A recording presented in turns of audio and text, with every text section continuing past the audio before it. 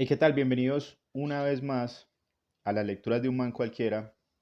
Y hoy vengo con la reseña final de la reseña por partes que he venido haciendo de la novela Corazones en la Atlántida. Y como hoy voy a cerrar ese video, entonces voy a empezar con una cita de otro libro de Stephen King que ya empecé a leer y que probablemente sea el siguiente en mi lista de videos reseñados. Una cita de Ojos de Fuego que creo que casa muy bien con el tema general de la tercera parte de Corazones en la Atlántida, que como había anunciado en los dos videos anteriores, está dedicada a la adultez o a la vida adulta de personajes que ya hemos conocido en capítulos anteriores de esta excelente, excelente novela. Entonces la cita que quiero traer de Ojos de Fuego, atención, esto conecta supremamente bien con el tema general de Corazones en la Atlántida. Había olvidado que en esta novela Ojos de Fuego hay un villano, uno de los villanos más representativos de la obra de Stephen King, que peleó en la guerra de Vietnam.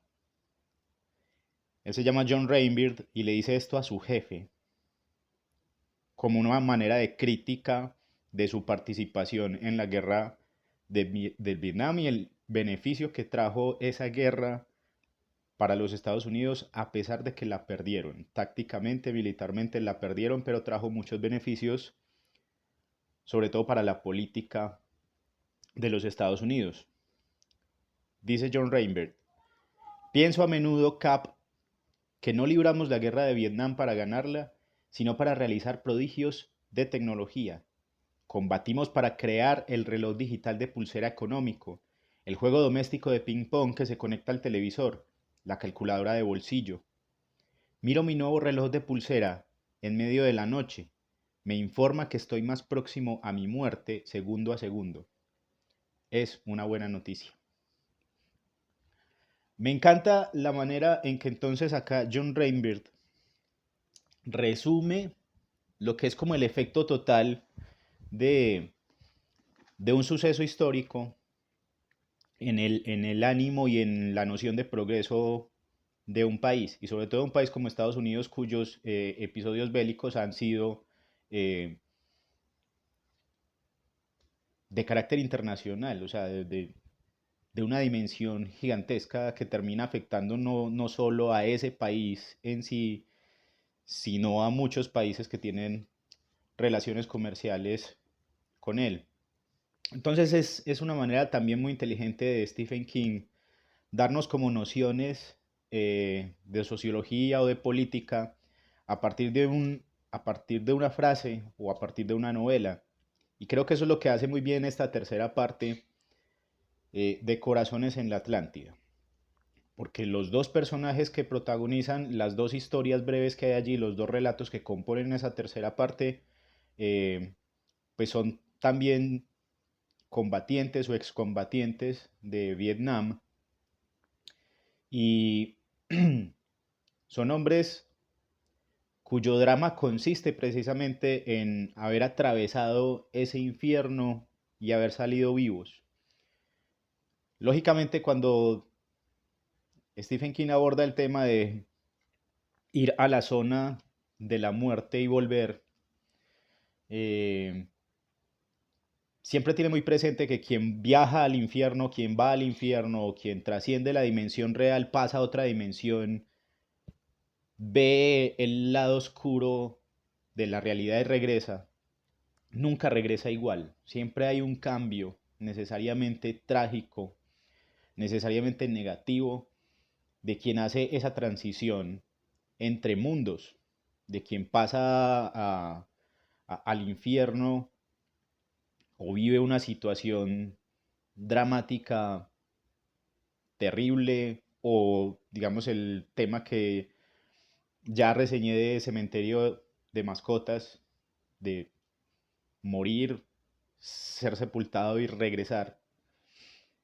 Cuando un personaje en una novela de Stephen King hace esa transición, siempre regresa cambiado y eso es precisamente lo que les pasa a Willie Sherman y a Solly John, que son los dos personajes finales de esta novela. cada uno protagoniza un relato individual en el que son protagonistas, pero las historias de ellos dos en particular están ligadas porque alcanzaron a conocerse en el escenario de la guerra de Vietnam, pero también pues estas dos historias están conectadas con las dos anteriores. Hay varias conexiones pues directas y eso configura pues una conexión con todas las historias y una proyección hacia lo que va a ser el epílogo o el capítulo final del que no voy a hablar, para que tengan como siquiera un mínimo interés de ir a leer el libro y no sientan que se los conté absolutamente todo. Es una maravilla entonces cómo esas conexiones se presentan, se hacen visibles para el lector y si el lector es atento, muestran como las costuras del tejido total de Corazones en la Atlántida. Entonces, el primer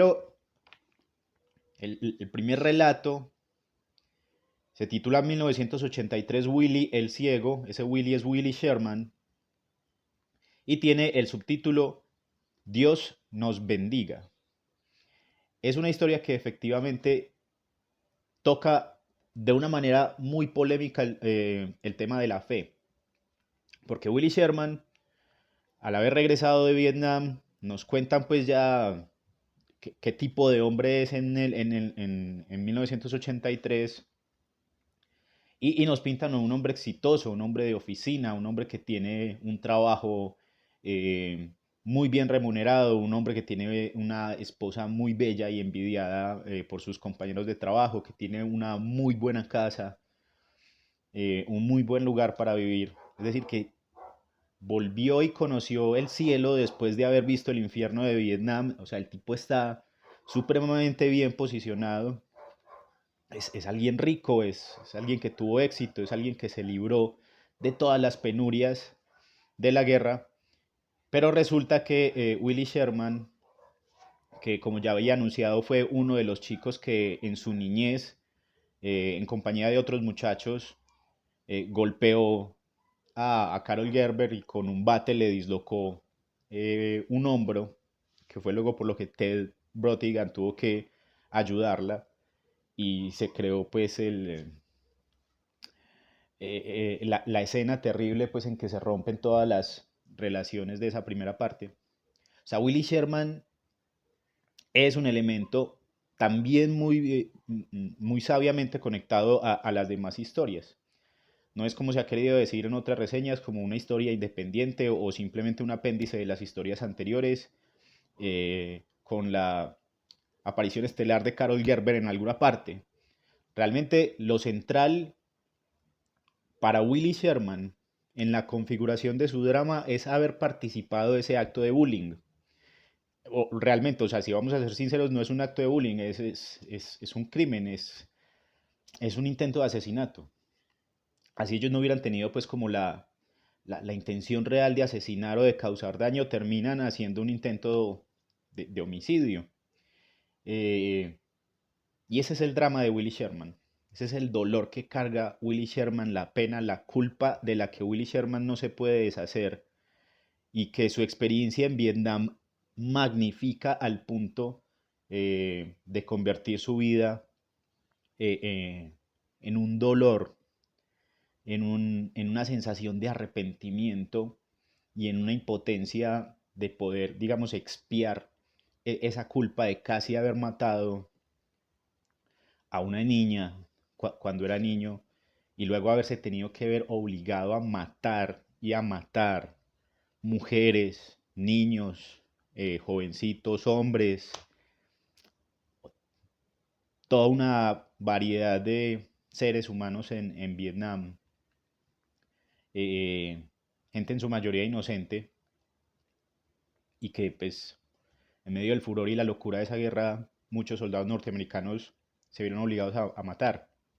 Entonces Willy Sherman suma todas esas muertes que causa durante la guerra de Vietnam, todas las que le toca ver y todas las que le toca a él provocar, eh, suma todo ese dolor a, digamos, al hecho previo de haber estado a punto de matar a una chica que era agradable, con la que en algún momento tuvo un comportamiento agradable. Él trata de expiar esa culpa de una manera muy loca en el relato. Y por eso es que el relato se llama Willy el Ciego. Y aquí juega un poco Stephen King con esa idea eh, de Dr. Jekyll y Mr. Hyde, que cada persona y sobre todo cada hombre es dos hombres, ¿cierto? Un hombre que representa el bien y un hombre que representa el mal conviviendo en una sola mente. Digamos que lo que hace entonces Willy Sherman es poner como en funcionamiento, digamos, esa idea de que es dos hombres. Así que toma como la costumbre de disfrazarse de mendigo. Y es más que disfrazarse porque no es solo como que se viste de mendigo. El proceso mental que nos explica la narración es que él se convierte en un mendigo, ¿cierto? Él entra a un baño clandestinamente, es un hombre, como ya dije, bien vestido, bien presentado, es un hombre de sociedad, es un rico célebre entre su gremio de ricos. Y este tipo se encierra en un baño, se quita sus ropas elegantes y se pone sus andrajos de mendigo y va a una esquina o varias esquinas específicas de la ciudad y mendiga. Tiene un cartel además muy convincente, muy... O sea, yo le daría plata al tipo. O sea, el cartel que mueve como a la gente a que entonces le ayude, le deje monedas, le dé plata como caridad por ser alguien que fue mutilado en la guerra de Vietnam, consigue que él se meta completamente en el papel, o sea, no es simplemente disfrazarse. Willy Sherman se convierte en un mendigo ciego y trata de esa manera de expiar toda su culpa, o toda la culpa por todas las muertes que provocó y vio en Vietnam y la casi muerte que le provocó a Carol Gerber. El instante entonces, de los instantes que más impactan de esa narración, eh, es precisamente esa transformación, esa transformación, ese momento en que Willy Sherman se transforma en Willy el ciego. Y su transformación está ligada, digamos, a un momento o al momento específico en que su historia se cruza con la de Sol y John, porque en el último momento de la guerra, pues él salva a Sol y John, es decir, a los dos los sacan de la guerra exactamente en el mismo momento, y en el momento en que eso ocurre, ocurre un accidente, hay como un tiroteo, un bombardeo, una cosa intensísima, súper violenta, y eh, efectivamente Willy Sherman recibe una lesión en los ojos. Y la escena es, o sea, es impactante. Es de esas escenas donde uno dice, o donde uno trata como de anteponerle a la narración que está presentando un autor como una especie de barrera moral. Y uno trata de decirle mentalmente al autor o al narrador, hombre, esto es demasiado para mí.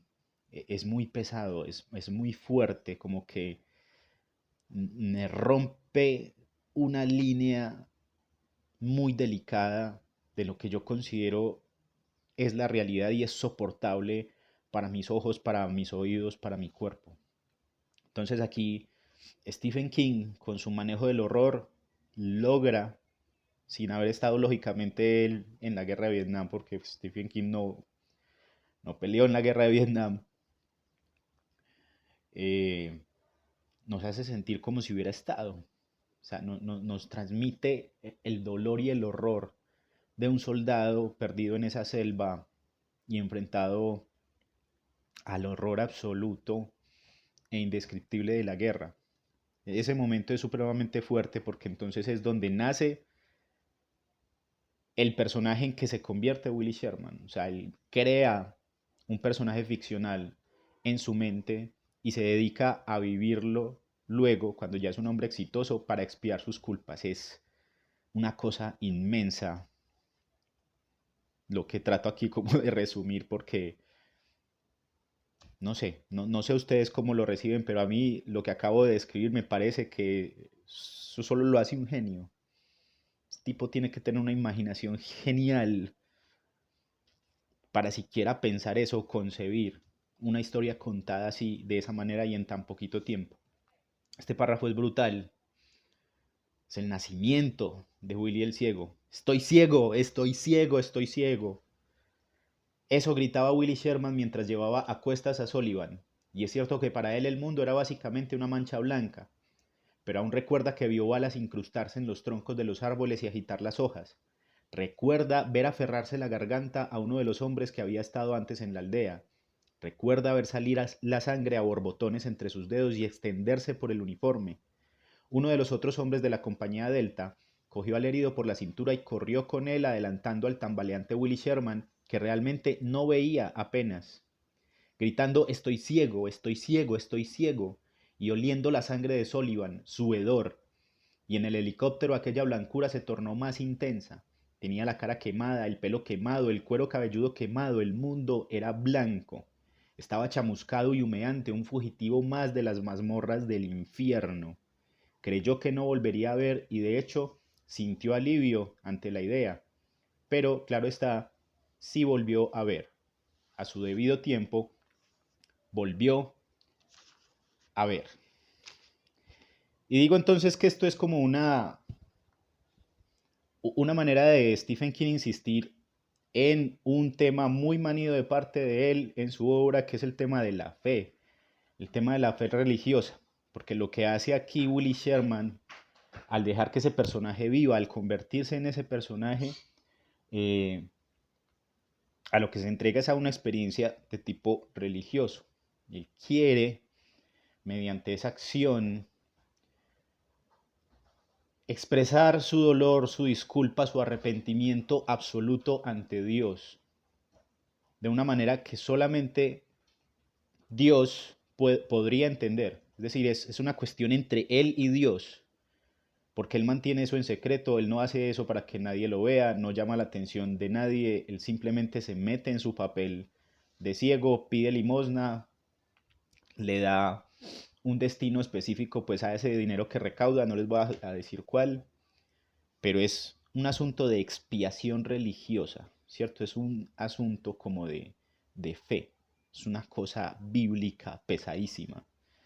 Y este otro párrafo de acá también ilustra muy bien lo que asume Willy Sherman cuando está convertido en Willy el ciego, como sus reglas de comportamiento y el sentido de para qué hace una cosa tan loca siendo un hombre que no necesita pedir limosna porque lo tiene todo.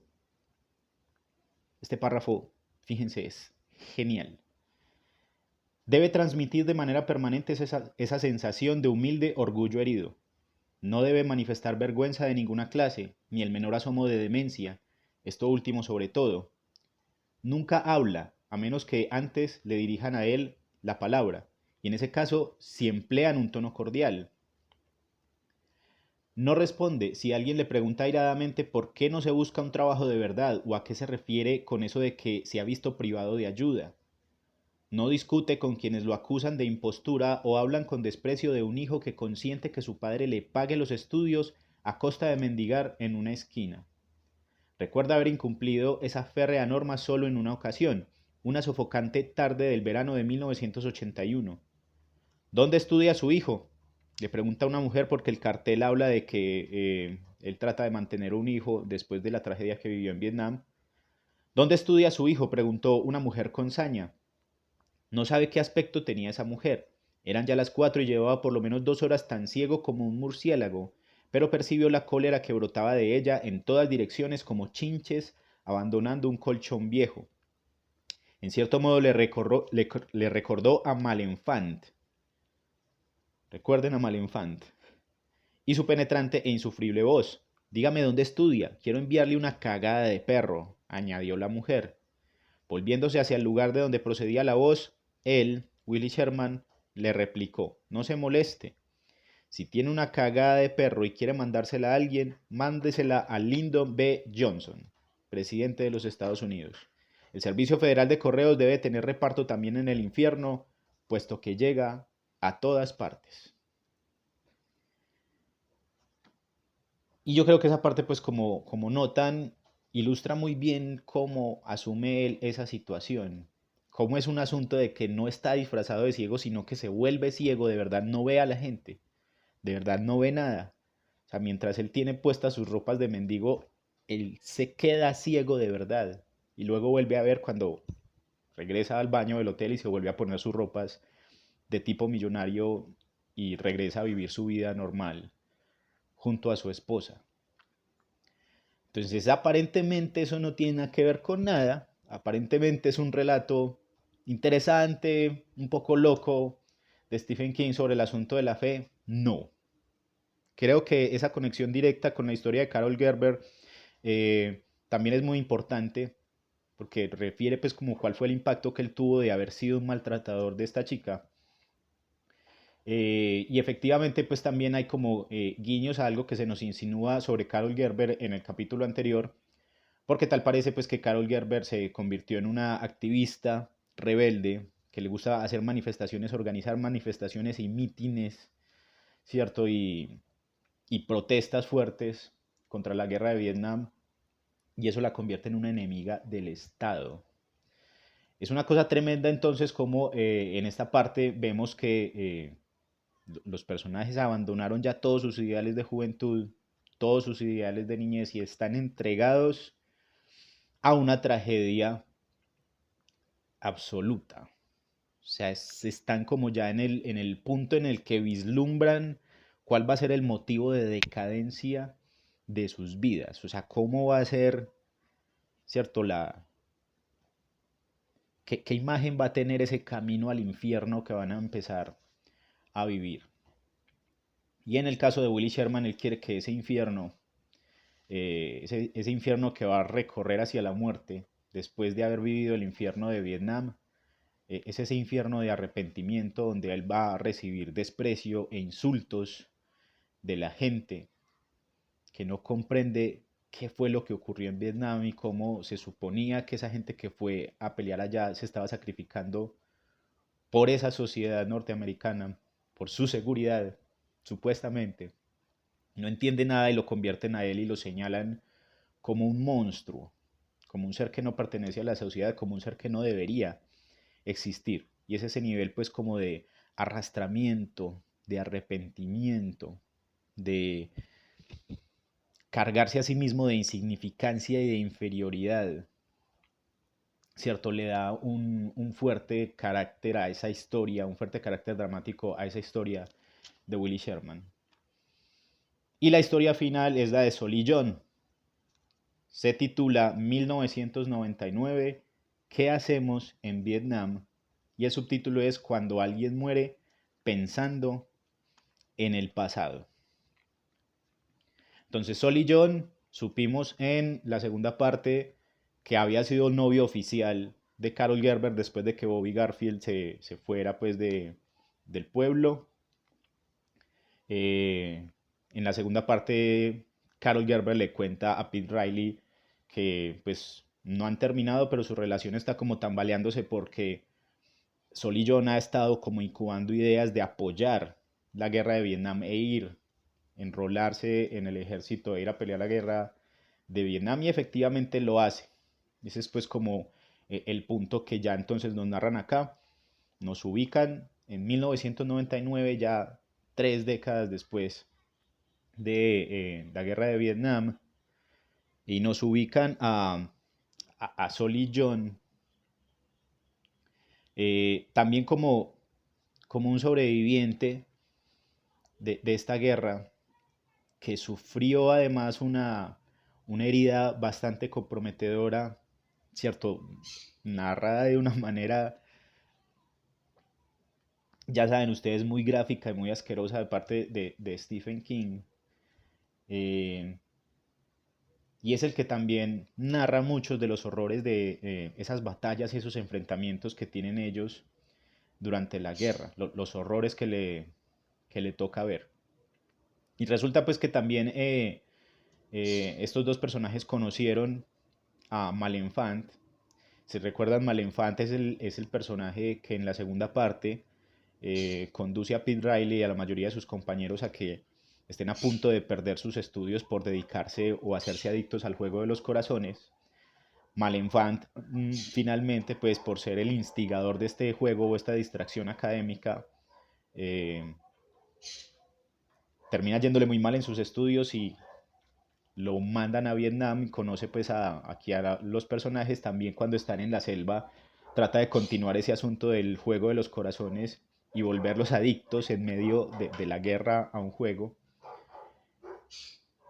y se convierte en un animal. O sea, la transformación de Malenfant es muy horrible, narrada tanto desde la perspectiva eh, de Willy Sherman como de Solly John.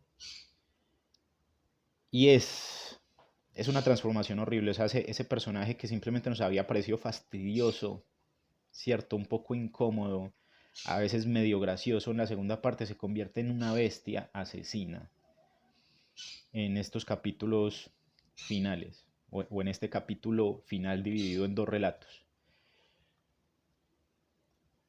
A Sol y John también le toca ver entonces esa transformación de muchos de sus compañeros, también le toca ver muchas muertes, también le toca provocar muchas muertes. Y digamos que parte de su drama es que no solo le tocó causar muertes de campesinos vietnamitas inocentes, sino que por necesidad y por los excesos mismos de la guerra, a él le toca también matar a alguno de sus compañeros soldados.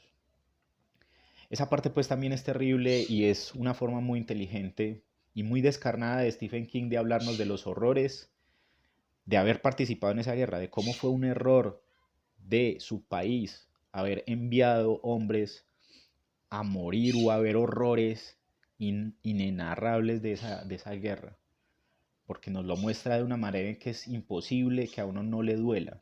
Y a mí a veces me sorprende, porque sí es posible y uno se da cuenta de que a veces eh, ciertos reseñadores de esta novela parece que pasaran como por esos aspectos muy rápido y no sintieran nada y no se compenetraran con el horror tan magníficamente impresionante que está allí narrado y cuyo mayor ingrediente de horror es que es un hecho histórico, ocurrió en la realidad, les ocurrió a muchísimos soldados norteamericanos que sobrevivieron a ese horror.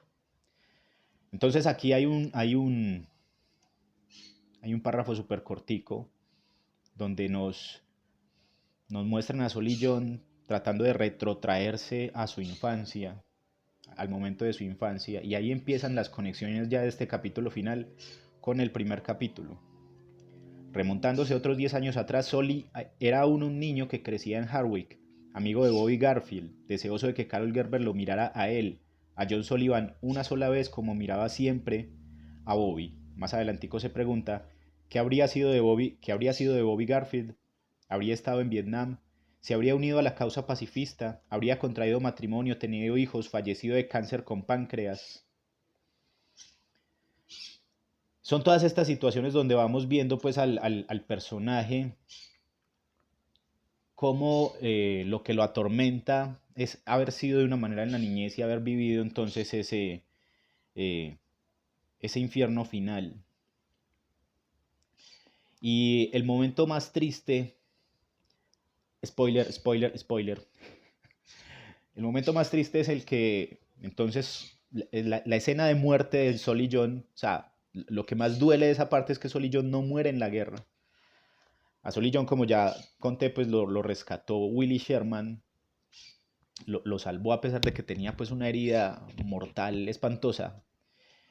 Sol y John muere eh, a las pocas horas de asistir pues como al velorio de otro amigo, otro compañero soldado que no muere en la guerra, sino que muere pues ya en su vida adulta. Y después de ese velorio, en medio de una carretera, Sol y John sufre un infarto y muere. Una muerte que diríamos pacífica, pero que en cierto modo, por la manera en que la narra Stephen King, resulta ser más horrible que todas las muertes horribles sucedidas en Vietnam.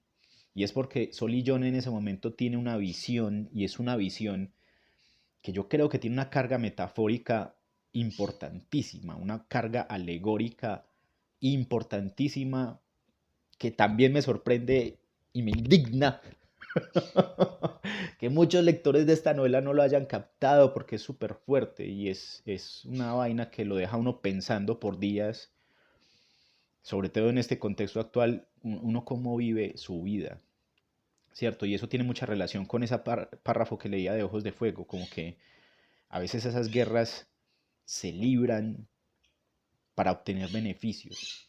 Y yo sé que decir a veces es una ingenuidad, yo sé que una parte de ser adulto es aceptar que las guerras, no a veces, siempre se pelean, se libran para que uno de los bandos obtenga un beneficio gigante y pase a la historia eh, con un país victorioso que está por encima de los demás países.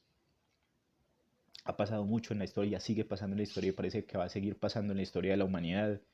La maldición de la guerra como elemento de permanencia y de persistencia de la política. Y lo doloroso de esa muerte de Sol y John es que es como una especie de advertencia de algo que vivimos diariamente y parece que no entendiéramos y que sabemos en el fondo que necesitamos cambiar, pero no estamos dispuestos, ninguno de nosotros, de los seres humanos, estamos dispuestos a cambiar ese elemento de nuestras vidas, a pesar de que sabemos que si cambiamos ese elemento de nuestras vidas podemos tener una vida mejor y preservar mejor nuestra existencia en el planeta. Porque es una forma de vida que nos está llevando y nos va a llevar a la destrucción, a la extinción. Sol y John está sentado entonces en su carro, hay un atasco, hay miles de carros, cientos de carros a su alrededor detenidos, aguantando el sol de la tarde, y Sol y John empieza a ver una lluvia muy específica, que es la lluvia que recibimos todos los días todos. Contempló la autopista hacia el norte con expresión de asombro e incredulidad. Del cielo caía todo un mercadillo de ocasión, magnetófonos, alfombras, un cortacésped con asiento y volante cuya paleta impregnada de restos de hierba giraba en su alojamiento, un acuario con el pez nadando aún en el interior. Vio a un anciano de cabello gris y abundante correr por el arcén. De pronto cayó sobre él un tramo de escalera, arrancándole un brazo de cuajo y derribándolo. Había relojes y escritorios y mesitas de centro. Un ascensor descendía en barrena con el cable desenrollándose en el aire por encima de él como un grasiento cordón umbilical. Una lluvia de libros de contabilidad azotó el aparcamiento de un polígono industrial cercano. El golpeteo de las tapas sonaba igual que a unos aplausos. Un abrigo de piel cayó sobre una mujer que corría, envolviéndola y acto seguido aterrizó sobre ella un sofá aplastándola. Una tormenta de luz inundó el aire cuando aparecieron en el cielo unos grandes paneles de cristal de invernadero. La estatua de un soldado de la guerra de secesión perforó la caja de un camión. Una tabla de planchar rebotó en la valla del paso elevado y se precipitó sobre los carros detenidos bajo el paso como una hélice en rotación. Un león de peluche cayó en la caja descubierta de una furgoneta. Por todas partes la gente corría y gritaba, por todas partes había carros con los techos hundidos y las lunas rotas.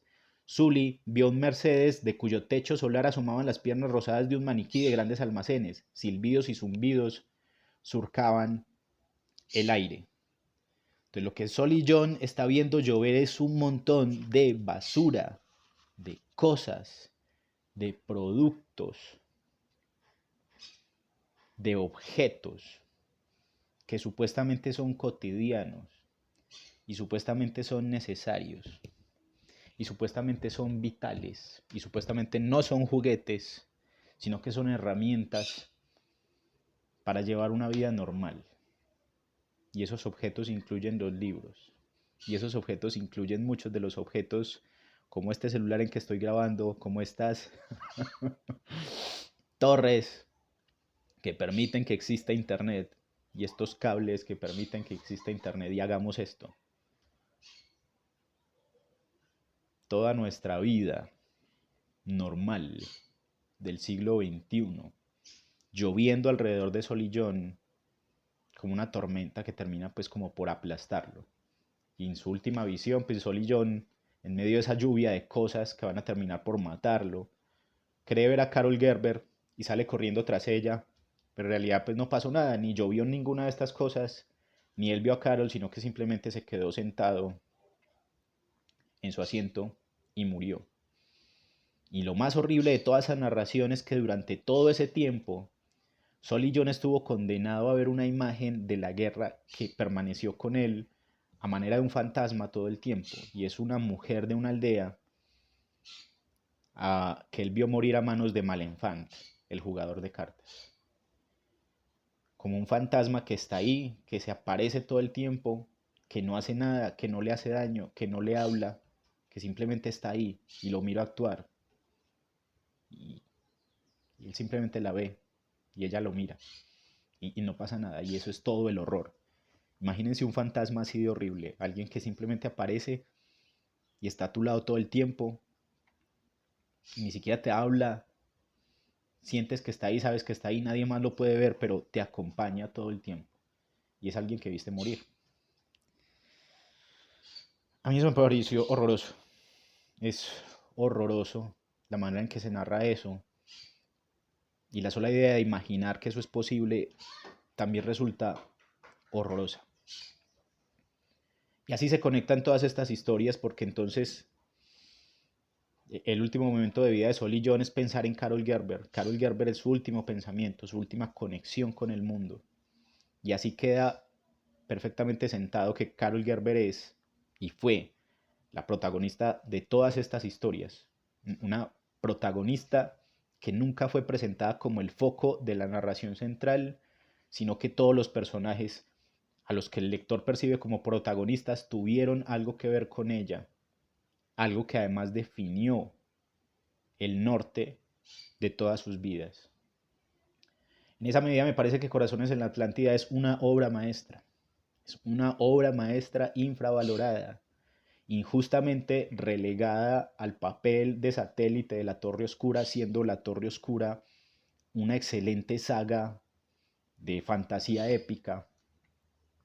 No tengo ningún problema con eso, pero digamos, es más que eso. Esta novela es más que eso. No es solamente una puertica de entrada a La Torre Oscura. Es una novela que en sí misma tiene un significado muy profundo, muy impactante, muy importante para nuestro entendimiento y la necesidad de participar civilmente, socialmente, artísticamente en la política como parte de una sociedad efectivamente democrática, si se supone que esos son nuestras naciones. Porque ese es también pues como el peligro que eh, creo que insinúa muy bien Stephen King con esta novela, y que es la gran alegoría de esa lluvia de cosas y de objetos no siempre necesarios para la vida que ve Sol y John al momento de morir. Entonces espero ver con eso, pues, con esta reseña tan larga y fragmentada en varios capítulos, haber alentado la lectura de quienes no lo han leído, de pronto alentado también la relectura de los que ya la leyeron y la sintieron solo como un satélite de La Torre Oscura porque les dijeron que era eso. Y de todas maneras, pues como que sientan un mayor interés por leer a Stephen King. Varios de ustedes ya me han dicho que efectivamente he logrado eso, y es una cosa como que a mí me alegra muchísimo mientras voy aprendiendo y aprendiendo más en este asunto de la recomendación de libros por estos canales de difusión. No les voy a contar el final, insinúo simplemente que hay un reencuentro, no voy a decir de quién. Lean la novela, sé que la van a disfrutar mucho si la leen despacio, ¿cierto? Si no se apresuran, si tratan como eh, de seguir los consejos que hace Ted Brotigan en la primera parte. Es una novela muy deleitable, muy sabrosa, que vale la pena y que es una piedra de toque en la obra total de Stephen King. Ahí es donde el mundo de Stephen King, la narración, la obra completa se parte en dos, y hay un viejo Stephen King y un nuevo Stephen King. Así que espero que la lean y la disfruten, que se interesen cada vez más por la lectura, que lean aparte de Stephen King a muchos otros autores, que piensen un poco en la necesidad de enterarse un poquito más de los procesos políticos de sus respectivos países, por su propio bien y de toda su comunidad, la comunidad a la que todos pertenecemos. En síntesis, sigan cuidándose bastante.